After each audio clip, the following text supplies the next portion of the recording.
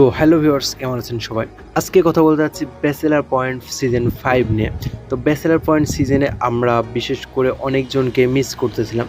তো মিস করতেছিলাম নেহাল, আরেফিন এবং শুভকে, এদের ৩ জনকে সবথেকে বেশি। তো এদের ৩ জনের মধ্যে একজন তো আবারও কামব্যাক করে বসলো এই ব্যাচেলর পয়েন্ট সিজন 5 এ। তো শুধু আমি এটাই বলব না যে কে কামব্যাক করছে। তো কে কামব্যাক করছে এর সাথে আমি আরও কিছু আপনাদেরকে ডিটেইলসে বলতে চাই।